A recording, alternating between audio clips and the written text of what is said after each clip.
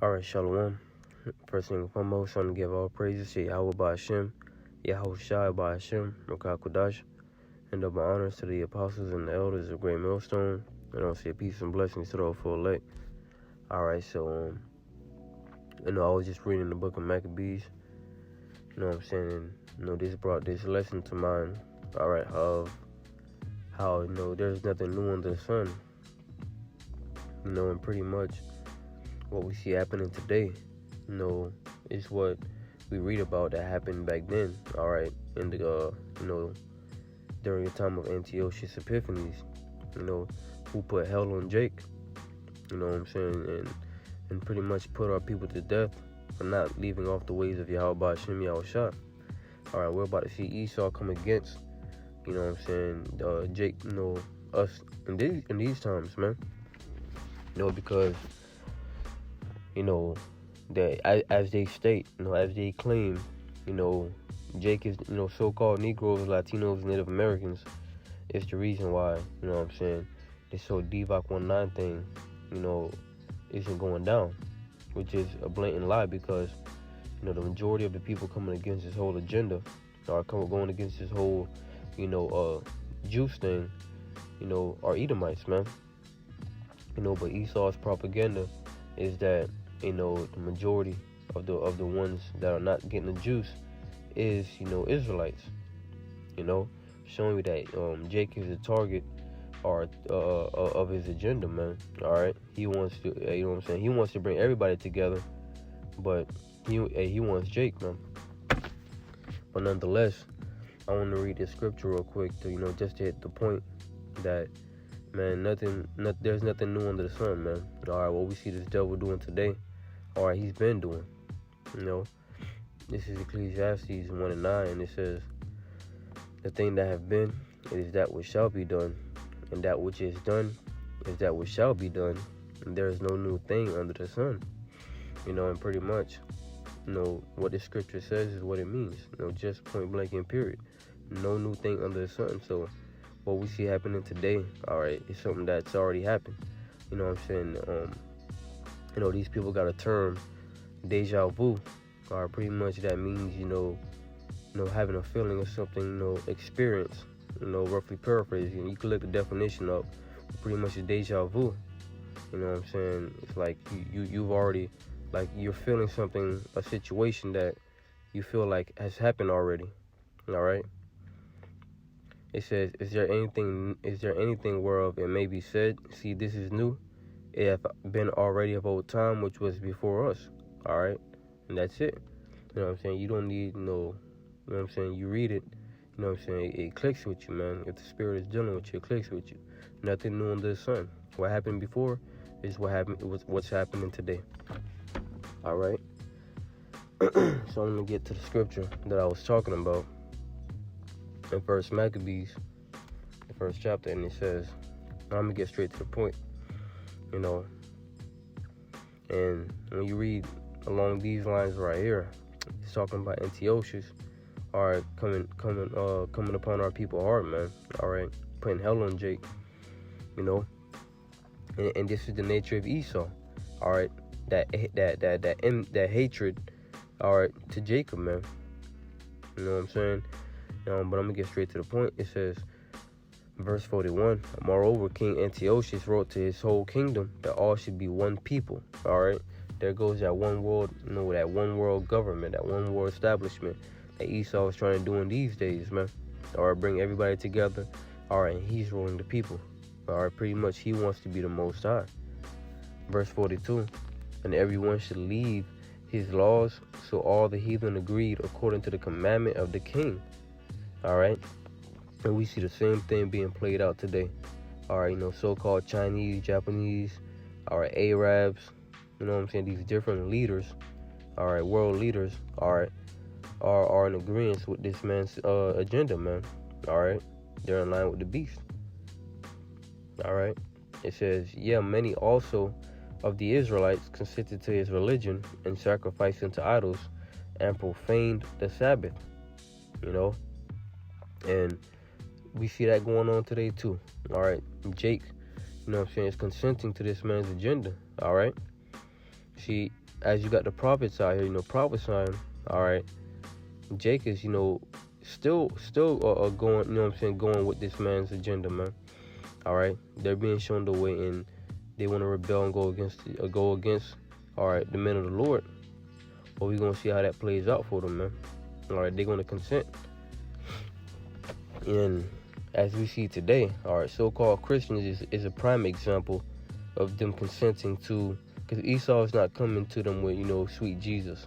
All right, he's coming to them with, science, man. All right, take this potion, take this juice. All right, consent to this, and you will go back to normal. All right, so them being a prime example, you know what I mean? You would think that all this, they talk about having faith in, having faith in God, trusting in Jesus. You know how they say it, But instead, when this man came out with the juice, they ran and took it, man. They consented to his religion, consented to what he was giving them, man. All right, nothing but lies, falsehood, and also Jake and, the Israelite community are pushing this man's agenda among the flock, man. Pretty much they've consented, and ultimately, there's going to be a recompense by Yahweh Hashem Yahushua for that, And I'm going to continue reading. And it says, "For the king has sent letters by messengers unto Jerusalem and the cities of Judah, that they should follow the strange laws of the land, and forbid burnt offerings and sacrifice and drink offerings in the temple, and that they should profane the Sabbath and festival days." Pretty much, Antiochus, put a decree out there to forsake Yahweh Hashem Yahushua, because what we just read right here, all right, is the ways of the Lord, man. All right, so he pretty much put a decree out there to forsake Yahweh Hashem Yahushua. Nothing new under the sun, right? Right, because pretty soon, all right, Esau is gonna outlaw the Bible. All right, Esau knows that, so long as the prophets are right here prophesying, all right, shedding this light, all right, his agenda ain't gonna go nowhere. So the Lord puts the spirit, because we also know it's prophecy that there's gonna come a famine of the word. So when the Lord puts the spirit on this man, to do so, he's going to outlaw the scriptures, man. It says, and forbid, Salakia, verse 46, and pollute the sanctuary and holy people, set up altars and groves and chapels of idols, and sacrifice swine's flesh and unclean beasts, that they should also leave their children uncircumcised, and make their souls abominable with all manner of uncleanness and profanation, to the end that they might forget the law and change all the ordinances. You see?